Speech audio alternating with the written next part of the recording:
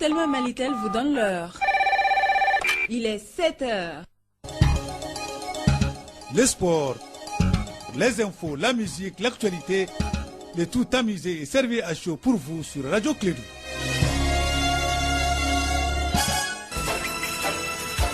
Radio Clédou, le journal avec Sotelma Malitel. Mesdames et messieurs, fidèles auditeurs, bienvenue à vous tous, bon réveil, agréable journée, soyez parmi les heureux et les chanceux de ce matin. On dit au nom de Dieu, à cause de Dieu, avec Dieu et pour Dieu, parce que nous sommes vendredis de paix et de dons, vendredis de pardon et de méditation, vendredi de retenue et de bonté. Il est exactement 7h01, nous sommes le 7 juin de l'an 2019, nous sommes deux dans ce studio, le présentateur du journal ce matin s'appelle Sekoukoné. Sekoukoné, bonjour, bienvenue et bon vendredi. Merci Abdoulaye, bonjour à tous, bienvenue dans cette édition, la première de Clédou Info, dont voici les principaux titres. Les abus des droits de l'homme commis dans le village de Koulougompel à Bankas dans la région de Mopti. Un rapport a été présenté hier lors du traditionnel point de presse bi-hebdomadaire de la MINUSMA. Arunaba nous en parle au début de ce journal. Interdiction pendant une année du braquage au Mali. Un arrêté interministériel est signé hier entre quatre départements. Mesdames et messieurs, voici les principaux titres de l'actualité de ce vendredi 7 juin 2019. Dans un instant, les développements avec Sekou Kone et Abdoulaye Andan à la mise en onde.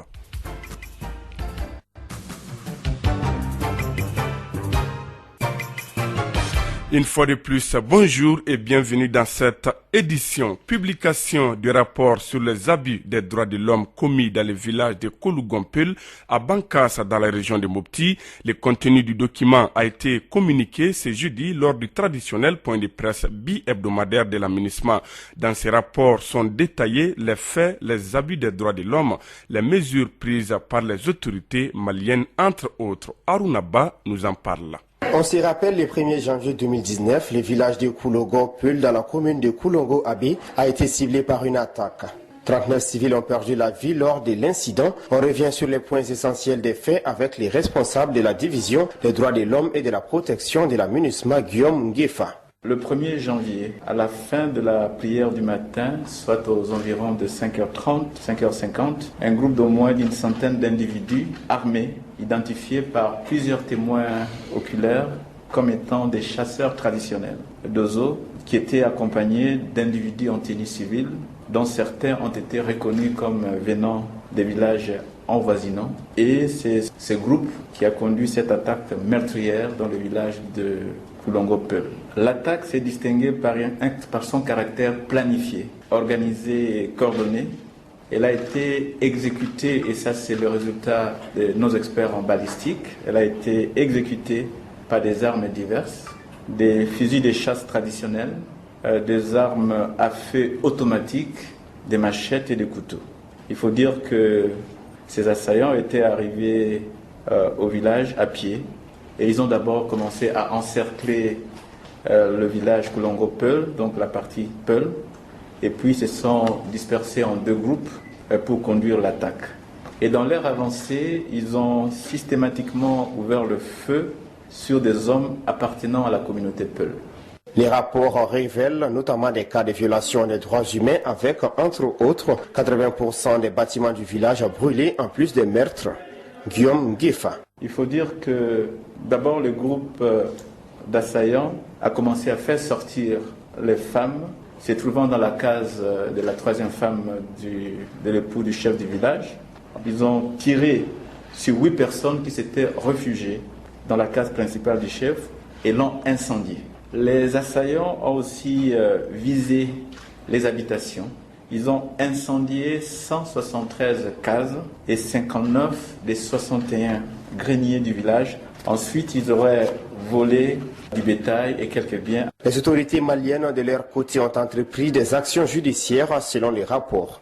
Le tribunal de grande instance de Mopti a déclaré avoir arrêté 12 suspects, dont 4 étaient en détention et 8 sous contrôle judiciaire. Les rapports traitent également plusieurs autres cas de violation des droits humains sur le plan national. Ces genres d'attaques suscitent des conséquences néfastes dans les différentes localités, avec notamment les déplacements massifs des populations locales. Merci Arunaba. L'interdiction formelle du dragage au Mali, le ministère des Mines et du Pétrole en fait son cheval de bataille. Pour l'instant, un arrêté interministériel pour interdire pendant une année le dragage a été signé. L'information a été donnée hier lors d'une conférence de presse organisée par le ministère des Mines et du Pétrole. Les points avec Fanta Diakité. Assainir le secteur minier afin de protéger la vie des populations et la nature, tel est l'objectif visé par le gouvernement malien. C'est là à travers l'interdiction pendant une année de l'exploitation par dragage d'ici la fin de la rélecture du code minier et la suspension de l'orpaillage de juillet en septembre 2019. Lelanta Awababa, ministre des Mines et du Pétrole. D'ici la fin de cette période, nous allons finir la relecture du code minier de 2012 qui est en cours. Ce code d'or est déjà prévoit l'interdiction formelle des dragues en République du Mali. D'autre part, dans quelques jours, nous rentrons dans la période de suspension annuelle de l'orpaillage du 15 juin au 30 septembre. À cette occasion, le ministère des Mines et du Pétrole, en collaboration avec ses partenaires, sont en train de s'atteler à la réorganisation de cette activité.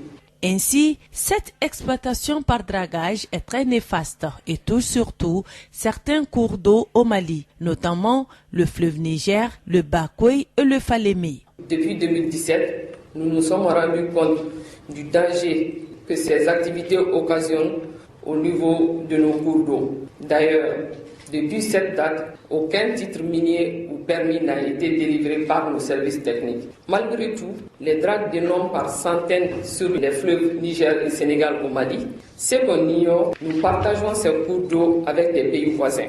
Nous avons également signé des conventions internationales sur leur sauvegarde. Il faudrait alors les respecter. Pour mener à bien cette lutte, quelles sont les dispositions prises par le gouvernement? Des éléments de réponse avec Lelanta Awababa, ministre des Mines et du Pétrole. D'après les missions de terrain qu'on a effectuées auprès de cette communauté, il se trouve que, sans faire trop de distinction, que la communauté malienne en a marre de cette activité. D'après nos constats sur le terrain, la majeure partie de pratiquants de cette activité, ce sont les étrangers, à savoir les Burkinabés, les Chinois, les Ivoiriens et autres. Et cette année, les mesures vont changer. C'est eux-mêmes au sein du village qu'il y aura une police minière là-bas pour interdire complètement l'activité. Notons enfin que les exploitants de ces dragues utilisent des produits comme le cyanure et le mercure qui sont très néfastes à la santé et à l'environnement. Les ministères signataires de l'arrêté sont les ministères des Mines et du Pétrole, les ministères de l'administration territoriale et de la décentralisation, les ministères de l'Environnement et du Développement durable et celui de la Sécurité et la Protection civile. 7h09 à Badougou, Djoliba. Sur un autre plan, le Premier ministre, dans une lettre circulaire en date du 27 mai adressée aux membres du gouvernement, demande de mettre fin à la diffusion ou la divulgation des documents administratifs confidentiels. Dans une récente lettre circulaire adressée aux membres du gouvernement, Dr Boubou Cissé souligne, je cite, que nonobstant des dispositions pertinentes, il est regrettable de constater la diffusion sur les réseaux sociaux d'informations et de documents administratifs revêtus, soit des mentions très secret défense, confidentiel défense, confidentielle ou diffusion restreinte.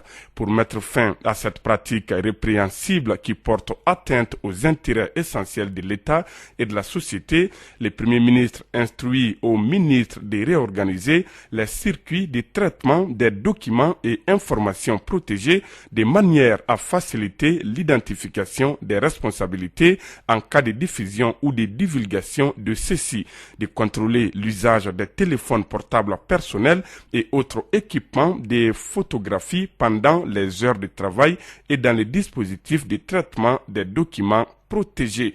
Toutefois, le chef du gouvernement indique tout de même que la loi numéro 98-012 du 19 janvier 1998 régissant les relations entre l'administration et les usagers des services publics consacre l'accès libre aux documents à caractère non nominatif tels que les dossiers, rapports et études.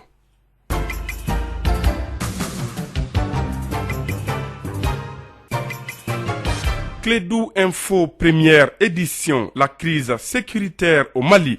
Dans un récent rapport sur la crise sécuritaire qui secoue les Mali depuis 2012, l'organisation internationale Crisis Group préconise la nécessité de dialoguer avec les djihadistes maliens, en particulier avec la Katiba d'Amadou Koufa en vue de pacifier les centres du pays.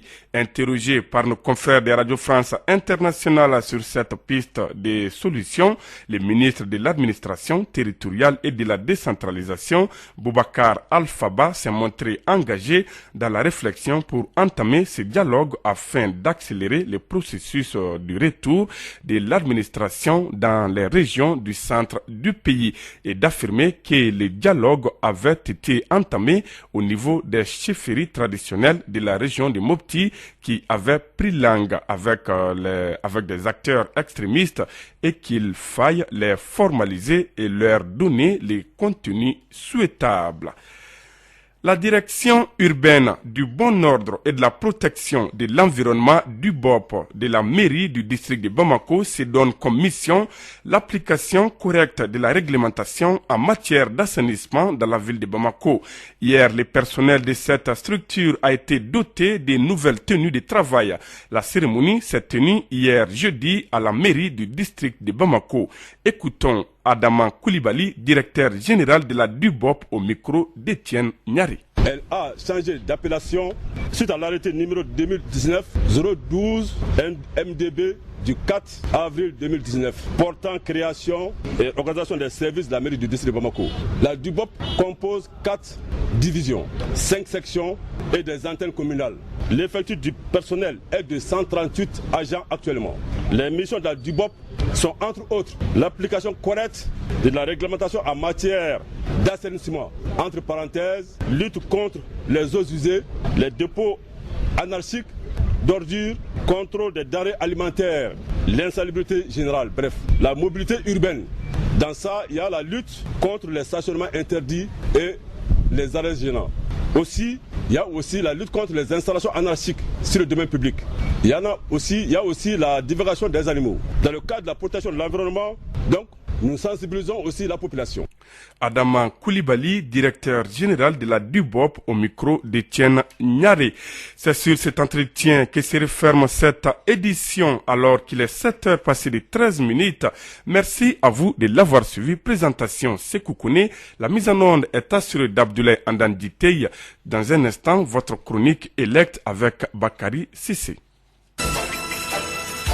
Radio Clédou, le journal avec Sotelma Malitel.